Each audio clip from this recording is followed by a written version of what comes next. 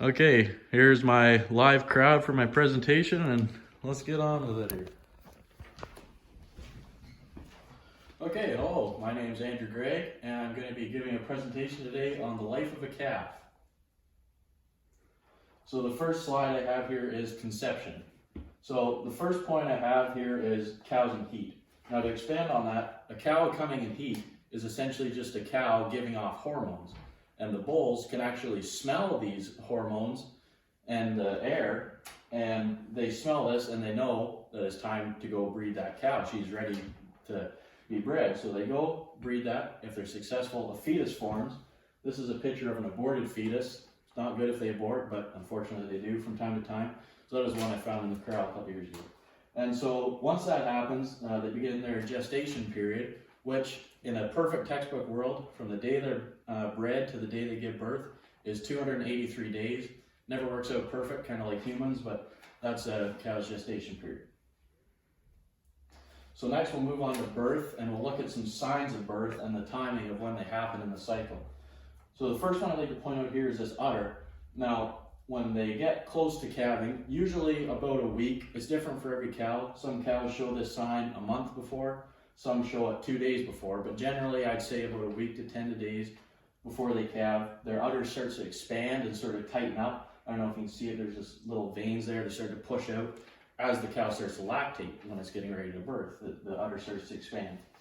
The second photo here, you'll see things are just starting to naturally loosen up, and notice our tails sort of cocked to the side. That's just what they do, and like I said, things are sort of naturally loosening up and preparing to birth the calf. And then another thing that I didn't have a picture of here, but another good sign, is that the cow's sort of seeking solitude, which they don't usually do. They're herd animals. But if you notice one standing by itself and acting weird, like if it's laying down, gets up, 30 seconds later, walks around, lays down again, that usually means they're going to calve within hours. And I forgot to mention this sign here, usually about a day before. And then you'll notice down here, this cow has a water bag. I don't know what scientific name is, but everyone just calls it a water bag. Once that happens, everything's in motion. She's going to calve within the next hour or two. So moving on with birth here, how to ID a proper birth. You'll see here, these feet are pointed upwards. A cow's feet are kind of triangular shaped. If it's coming the proper way, which is head first, the feet will be kind of pointing upwards. If it's coming backwards, obviously the feet will be pointing downwards. And I have backwards issues here because if you see a calf that's being born backwards, you notice those feet are pointing down. It's sort of a race against time to get that calf out, because what happens is as the calf's being born, as it comes out, it sort of starts to naturally wake up and starts to breathe on its own. So if it's coming the proper way, its nose and mouth are starting to stick out by then, and it's no big deal. But if it's coming backwards and it starts to wake up, it breathes in some of that fluid from inside the uterus of the cow and almost internally drowns itself. So if you ever see a calf being born backwards, it is just a matter of, it can come down to seconds really on getting that calf out. So you want to be really speedy if you see that. So the last slide on birth here, just some other complications, some of the more common ones.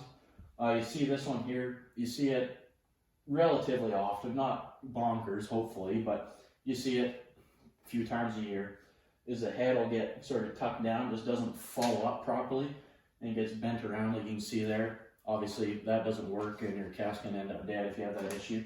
So actually what you need to do is, the cow, it's not possible for her to have it on her own like that. So you need to actually push the calf back in there, fold the head around, get your hands in there and pull it back out. And then another complication that happens occasionally is if you just sort of have a smaller cow, or just the way things are shaped, that you might have a big calf in there and there's no way that calf's fitting out that birth canal. That happens occasionally too, and then that brings me to the next point, is C-sections. You hope you don't have to do this too often because it's an expense and it's a pain, but you have to get the vet out. He'll, just like a human, he'll cut open into the uterus, pull the calf out, no issues, sew it back up. It's a fairly seamless process, but it's a vet bill and just don't like to have to do it too often, but it's not unheard of. So moving on to the first hours of the calf's life, I got cleaning marked down here. So you notice when the calf's born, it's obviously all wet and slimy with all the fluid on it and that. So the cow's instinct is to get up and almost immediately start licking that calf off. And this does a couple things. In the wild, it gets rid of that scent right away. And actually, notice there's some cleanings there, you can kind of see them. And they'll actually eat that. We always take it away from them because it's a choking hazard, actually, believe it or not. But they'll eat that, lick the calf dry. That gets rid of the scent in the wild, so predators can't smell the birth. And in this sort of situation, we calve in the winter, lots of guys do. Wet and cold does not go hand in hand, so that's another reason why they lick them off instantly, so you want that. And this also, I have waking up here, this also helps perk the calf up as it's getting licked off and the tongue hitting it in the head and kind of like they lick hard and it skids the calf around, sort of wakes the calf up and perks him up. And he should, within 10 to 20 minutes, if it's good circumstances, that calf should be standing or almost standing. So continuing the first hours, I have nursing here. So once again, after that calf standing, about 10 minutes, within about another 10 to 20 minutes, as it gets a little more confident on its feet, should be walking around, should start poking around the bottom of the cow, looking for teats, should be looking for that milk source if it's got the right stuff going on in its head. Should find that udder relatively problem-free. It takes them about an hour to 2 hours. They should easily have found that udder and started sucking, getting that first milk in them. And so I got possible slowness here. There are things that can prevent a calf from having this good first instinct. If it's a very tough birth, it is exhausting both for the cow and the calf, and it can have implications on the calf that he might, I've seen ones just lay in a corner for several days just because either a tough birth, or sometimes you just get ones that are just naturally a little slow.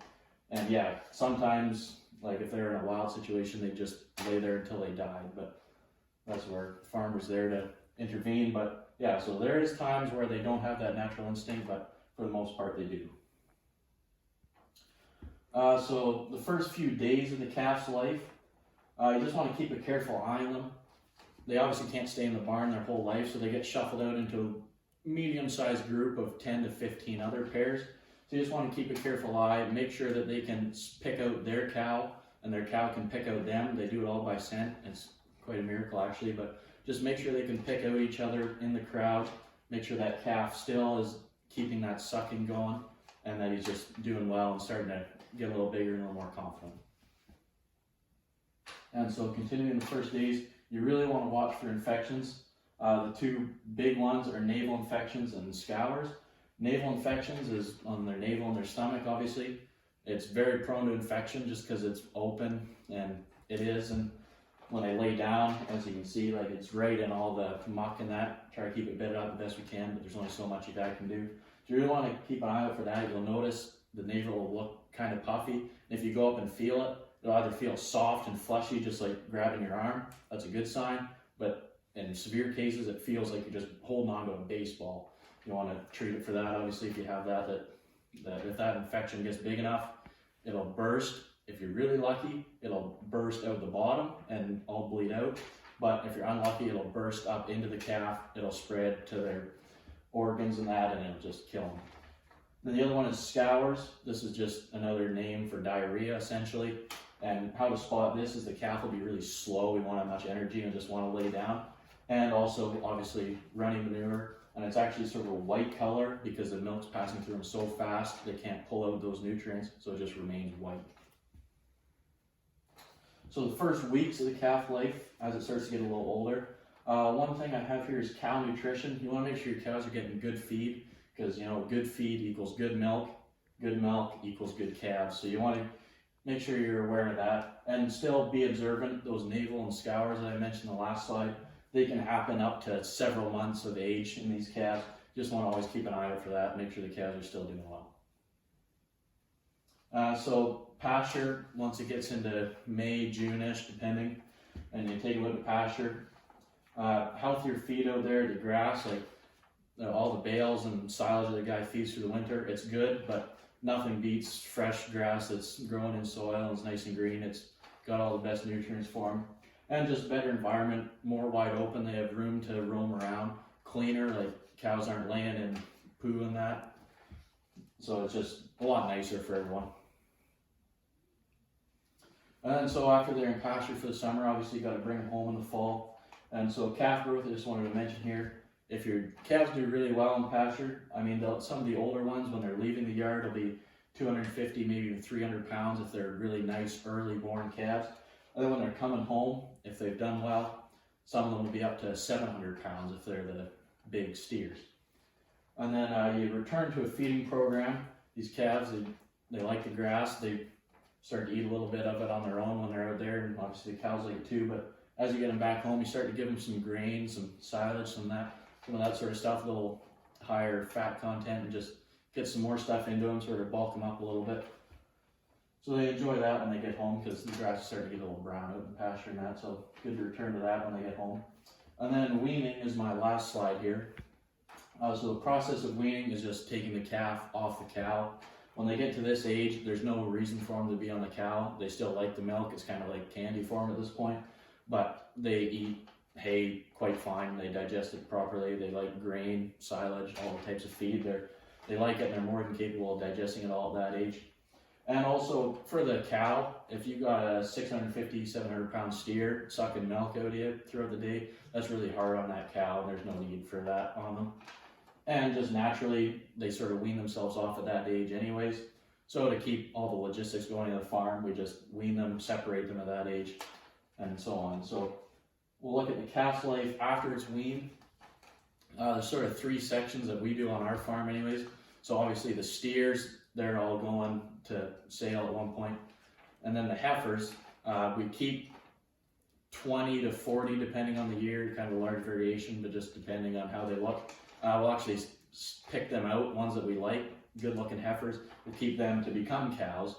And then the rest of the heifers, they go to sale with the steers and eventually feed the world. So that is the life of a calf and the process from when it is conceived to when it goes on to fulfill its duty as a beef calf. Thank you.